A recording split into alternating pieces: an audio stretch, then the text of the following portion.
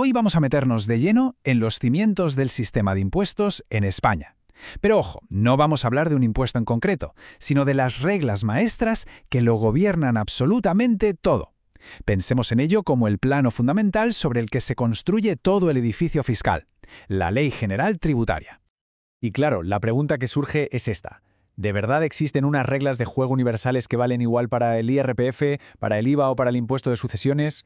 ¿Una especie de instrucciones que tanto la agencia tributaria como cualquier contribuyente tienen que seguir sí o sí? Pues la respuesta es un rotundo sí. Y esas instrucciones están justo aquí, en la Ley 58/2003, que todos conocemos como la Ley General Tributaria, o LGT. La mejor forma de imaginársela es como el manual de instrucciones definitivo, el plano maestro que define cómo funciona, pieza por pieza, todo el sistema. Entonces, ¿qué es lo que hace que esta ley sea tan importante? Pues que no es una ley más. Se diseñó específicamente para ser el eje central, el marco que le da coherencia y sentido a todo el sistema tributario español. Es, digamos, la referencia a la que todas las demás normas fiscales tienen que mirar. Pero a ver, ¿por qué se hizo en 2003 y no antes? Bueno, la razón principal fue la necesidad de modernizar un sistema que en gran parte venía de antes de la Constitución de 1978. Hacía falta, ponerlo al día y alinear la forma de recaudar impuestos con los nuevos derechos y las garantías democráticas. Vamos a ver cómo fue esa modernización. Lo primero, se hizo limpieza, barriendo leyes antiguas que ya no tenían sentido. Luego, se metieron directamente los principios de la Constitución en el texto. También, súper importante, se adaptó todo al derecho europeo que cada vez tenía más peso. Y por último, se crearon herramientas más potentes para luchar contra el fraude, como esa figura del conflicto en la aplicación de la norma, que, para que nos entendamos, sirve para evitar que alguien use artimañas legales para no pagar un impuesto que claramente le toca. Para que entendamos bien su importancia, fijémonos un momento en su estructura. Nos vamos a centrar en la primera parte, el título primero. Esto es como el prólogo del libro, donde se definen las reglas más importantes del juego. Y dentro de ese título hacemos un último zoom y llegamos al corazón de todo, el capítulo primero. Es increíble, pero aquí, en solo 6 artículos, se concentra la esencia pura de todo el sistema tributario. Este capítulo es, de verdad, la piedra angular.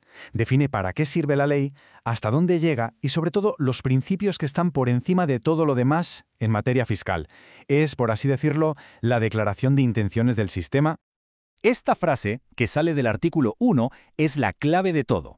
La LGT no va de un solo impuesto, no. Su objetivo es crear un manual de reglas comunes para todas las administraciones, la del Estado, la de las autonomías y la de los ayuntamientos, las mismas reglas para todos.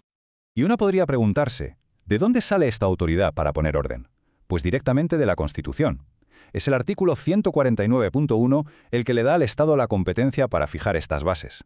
¿Y por qué? Pues precisamente para garantizar que todos los españoles seamos iguales a la hora de cumplir con nuestro deber de contribuir.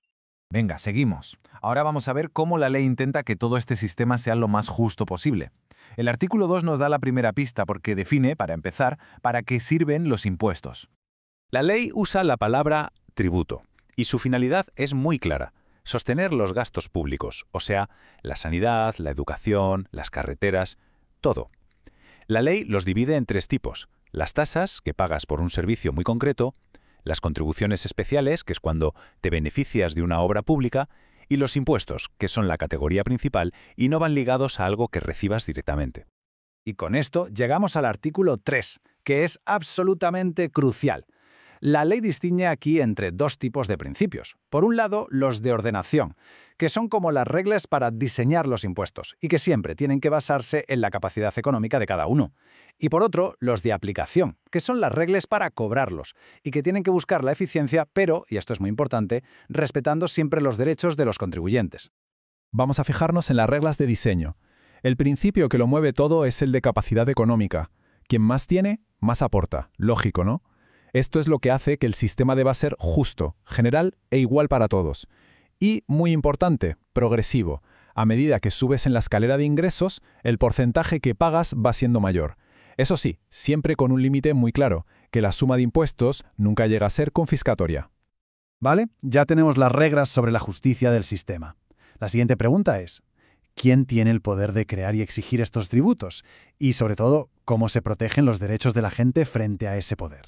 El artículo 4 dibuja una jerarquía clarísima. Arriba del todo está el Estado. Tiene el poder original y exclusivo para crear impuestos, y siempre tiene que hacerlo a través de una ley aprobada en el Parlamento. Por debajo, las comunidades autónomas y los ayuntamientos también pueden poner tributos, pero su poder es derivado. ¿Qué significa? Pues que está limitado por lo que digan la Constitución y las leyes del Estado. De acuerdo, el Estado tiene el poder. Pero, ¿dónde está el contrapeso? ¿La garantía para el ciudadano?